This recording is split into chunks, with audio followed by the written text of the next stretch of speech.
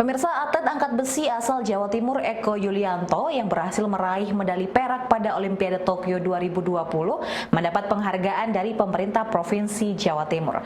Penghargaan tersebut diberikan pada saat upacara HUT RI ke-76 di Gedung Gerahadi. Eko mendapat pin emas dan uang pembinaan sebesar 500 juta rupiah. Hadirin yang berbahagia, kita sambut bersama. Inilah atlet kebanggaan Jawa Timur, Eko Yuli Irawan. Saat peringatan HUT RI ke-76 tahun 2021, Gubernur Jawa Timur Khofifah Indar Parawansa memberikan penghargaan bagi Eko Yuli Irawan. Atlet angkat besi asal Jawa Timur itu berhasil mengharumkan nama bangsa Indonesia dengan meraih medali perak Olimpiade Tokyo 2020.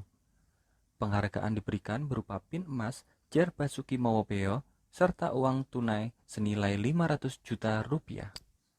Pemprov memberikan apresiasi selain Jer Basuki Mowobeo, kita juga memberikan apresiasi uang senilai 500 juta rupiah.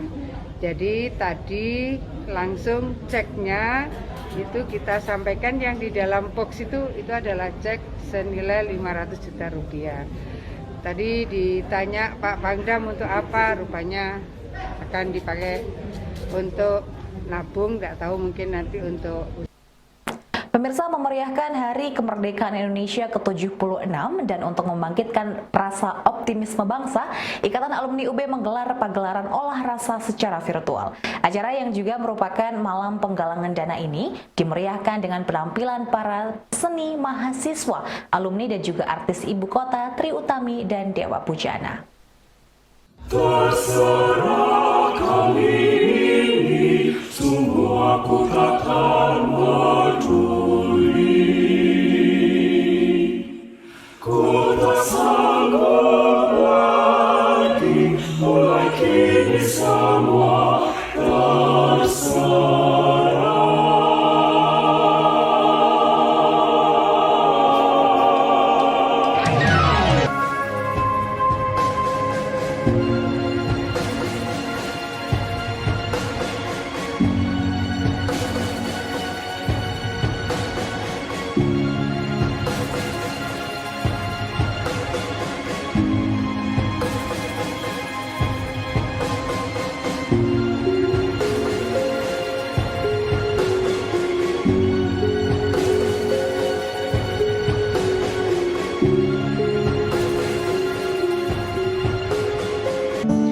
Walau sampai di akhir hayat pala, selalu kan terbawa bayang-bayang bola dalam kepala, lukiskan lingkaran jiwa karma, tiada karma.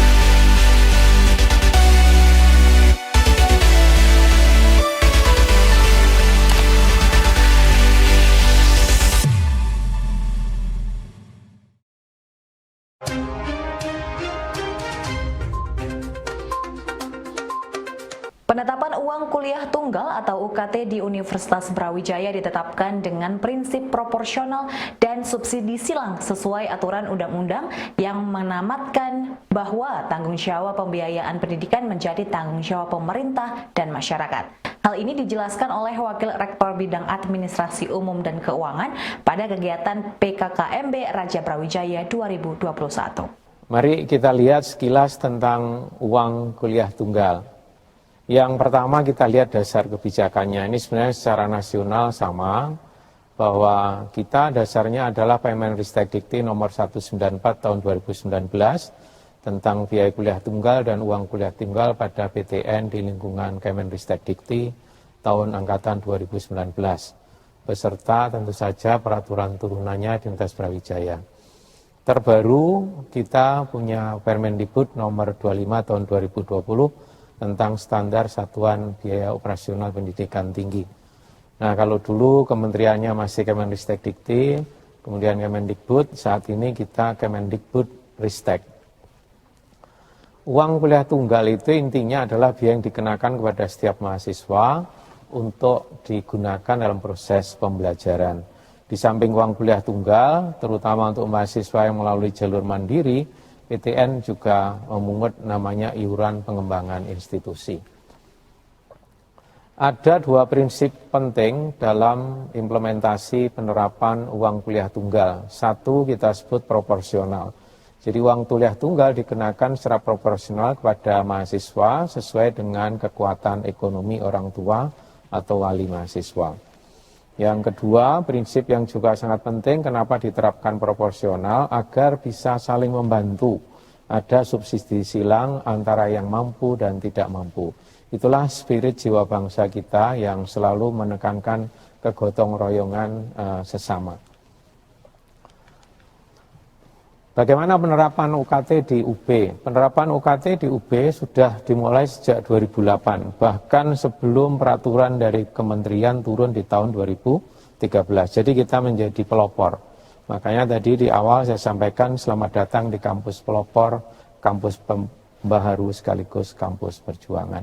Untuk mahasiswa tahun 2021, aturannya tadi di awal sudah saya sebutkan, kemudian secara spesifik kita punya peraturan rektor nomor 41, dan juga nomor 40 tahun 2020. Jadi ada dasar untuk pelaksanaannya. Di UB, UKT digolongkan menjadi 6 kelompok untuk mahasiswa yang diterima melalui jalur SNMPTN dan jalur SBMPTN. Sementara untuk yang jalur mandiri itu ada 3 kelompok. Pemirsa, PKKMB Universitas Brawijaya hari ini, Brigjen TNI Jube Levianto, yang merupakan Direktur Bela Negara Kementerian Pertahanan Republik Indonesia, menyampaikan bahwa bela negara merupakan hak dan kewajiban setiap negara. Keikutsertaan bela negara dapat diikuti melalui 5 dasar bela negara yang telah diatur di Undang-Undang Nomor 23 Tahun 2019, yakni cinta tanah air, sadar berbangsa dan bernegara, setia kepada Pancasila, rela berkorban bagi bangsa dan negara, memiliki kemampuan awal bela negara. Ada 3 hal mendasar untuk pentingnya bela negara. Yang pertama, apa yang harus dibela? Kedaulatan negara, keutuhan wilayah, dan keselamatan bangsa. Mengapa harus dibela? Saya ibaratkan negara layaknya sebagai makhluk hidup. Makhluk hidup tidak ada, berkembang, dan mati. Demikian juga dengan negara. Ya, sebelum merdeka lalu mengisi kemerdekaan. Tentunya dalam mengisi kemerdekaan banyak sekali ancaman-ancaman yang akan kita hadapi. Dan siapa yang membela? Kita sebagai warga negara memiliki kewajiban untuk membela negara kita, termasuk adik-adik saya dan seluruh masyarakat Indonesia. Sesuai Undang-Undang Nomor 23 Tahun 2019, bela negara adalah tekad, sikap, perilaku, serta tindakan warga negara, baik secara perorangan maupun kolektif, dalam menjaga kedaulatan negara, keutuhan wilayah, keselamatan bangsa, dan negara yang dijiwai oleh kecintaannya kepada Negara Kesatuan Republik Indonesia yang berdasarkan kepada Pancasila, Undang-Undang Dasar 45, dalam menjamin kelangsungan hidup bangsa dan negara dari ancaman. Bela negara bukan wajib militer, tetapi bela negara merupakan hak dan kewajiban setiap warga negara.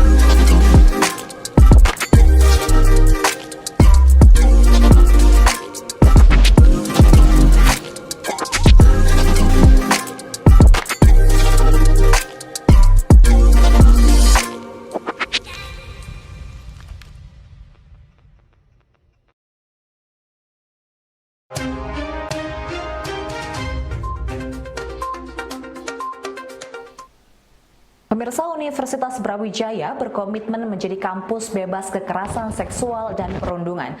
Mahasiswa baru Universitas Brawijaya dalam kegiatan PKKMB Raja Brawijaya diberikan pembekalan seputar perlindungan bagi korban kekerasan seksual dan perundungan. Dengan dasar Peraturan Rektor Nomor 70 Tahun 2020, UB membentuk unit layanan terpadu kekerasan seksual dan perundungan di tingkat fakultas yang siap memberikan layanan pendampingan pada korban. Ya, ULTKSP merupakan unit ya yang berfungsi sebagai penyelenggara pelayanan terpadu KSP ya yang mengelola siapa? UB, dan dilaksanakan oleh semua fakultas pasca sarjana pendidikan vokasi dan program studi di luar kampus utama. Perlu teman-teman Maba ketahui, program studi di luar kampus utama itu kita ada kampus di Jakarta dan juga ada kampus di Kediri, itu berarti sudah termasuk dalam ruang lingkup Pertor ini. Berikutnya, nah, siapa sih yang jadi korban, siapa sih yang jadi pelaku, siapa yang jadi saksi dan siapa pelapor, itu nanti bisa teman-teman baca secara menyeluruh dalam Pertor 70 tahun 2020 ini. Kita tidak ingin menjadi korban atau salah satu dari korban, pelaku, saksi, dan pelapor. Tapi paling tidak kita harus mengetahui hak-hak atau pengertian-pengertian yang terkandung dalam kualifikasi 4 orang tersebut. Kenapa? Karena tidak menutup kemungkinan, tidak kita sendiri, tapi teman kita, sahabat kita, teman dekat kita, dosen kita, aktivis kemahasiswaan yang lain, atau sivitas akademik yang lain, itu juga bisa dikategorikan sebagai 4 kriteria ini. Karena tidak menutup kemungkinan kejahatan itu terjadi atau KSP itu terjadi di tahap-tahap tertentu dalam penyelenggaraan pendidikan di UB. Lah, apa sih yang disebut mencegah, apa sih yang disebut menangani dan pendampingan, itu semuanya ada di pasal 1. Jadi teman-teman Maba, kalau kita berbicara apa sih dimaksud dan sebagainya dan sebagainya. Kalau dalam ilmu hukum itu, kalau kita kebingungan terhadap sebuah pasal, merujuknya semuanya ke pasal 1. Pasal 1 itu mengatur tentang pengertian semuanya. Oke, asasnya apa dalam Perpol 70 ini? Asasnya penghargaan atas harkat dan martabat manusia, non-diskriminasi, kepentingan terbaik bagi korban, jaminan untuk tidak terulang. Jadi jangan sampai kasus-kasus KSP ini terulang lagi dan terulang lagi di kampus kita yang tercinta ini. Pada PKKMB Universitas Brawijaya hari ini disampaikan materi menarik oleh Dr. Arif Alamsyah bahwa kejujuran, integritas, otentik adalah ibu dari karakter. Dari materi ini, Maba UB diharapkan memiliki budaya malu untuk menjaga karakter. Kau bisa bayangin nggak? Mahasiswa Universitas Negeri salah satu di Indonesia ini nggak bisa makan nasi 3 hari. Dia menyerah? No. Ya, terus dia bilang gini, saya hanya makan gorengan. Terus buat apa uangnya? Uang yang saya dapatkan, yang dikirim orang tua saya ala kadarnya itu, saya buat fotokopi diktat kuliah. Dan sejak itulah teman-teman satu kelasnya urunan tiap hari bawain makanan teman-teman. So, kesulitan adalah kawah candra di muka buat kalian untuk menjadi orang yang lebih hebat. Oke ya? Jadi jangan pernah sterilkan diri Anda dari kesulitan. Oke? Nah, ini penting sekali dalam membentuk karakter anak-anak Brawijaya. Baik, yang berikutnya adalah punya rasa malu. Terutama kalau kamu lagi dilihat sama Tuhan, ya kan? Malulah.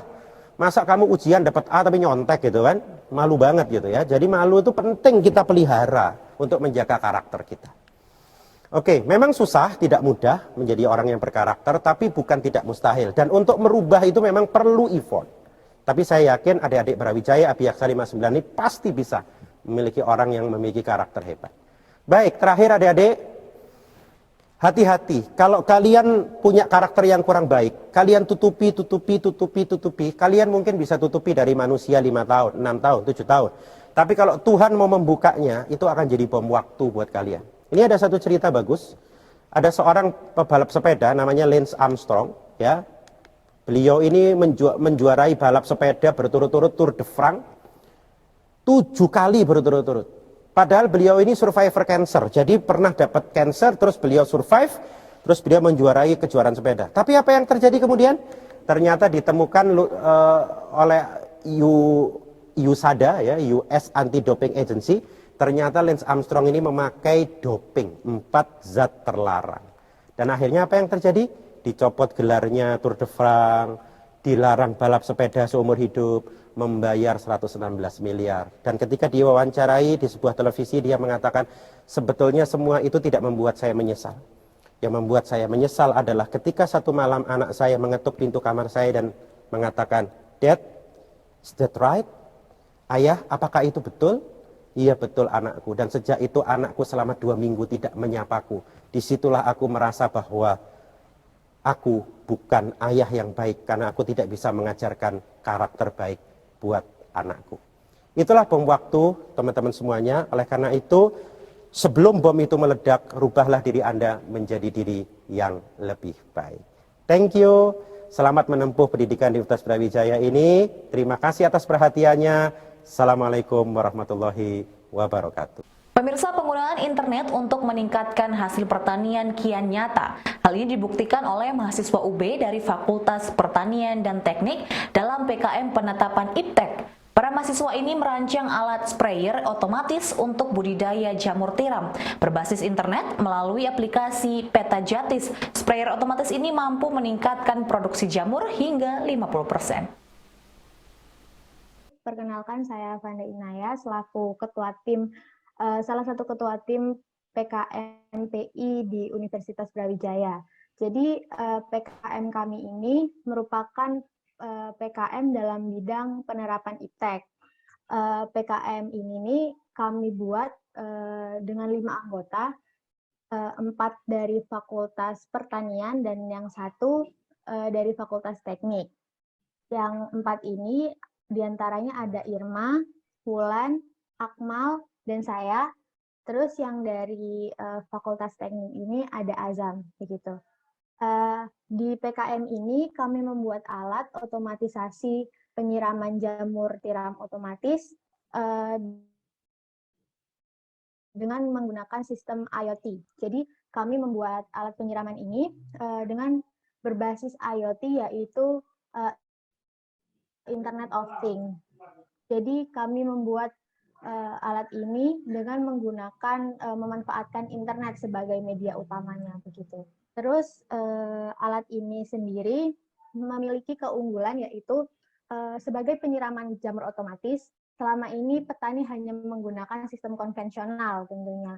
Jadi alat ini bisa untuk meningkatkan kuantitas maupun kualitas. Kuantitas ini karena alat otomatisasi ini menyesuaikan dengan suhu dan kelembapan yang ada, sehingga nanti diharapkan di tempat budidaya jamur tersebut bisa memiliki suhu dan kelembapan yang selalu optimal, sehingga jamur itu menghasilkan hasil produksi yang lebih tinggi, begitu. Untuk kualitas sendiri, kualitas yang didapatkan dari alat ini adalah jamur itu tidak menguning. Kenapa?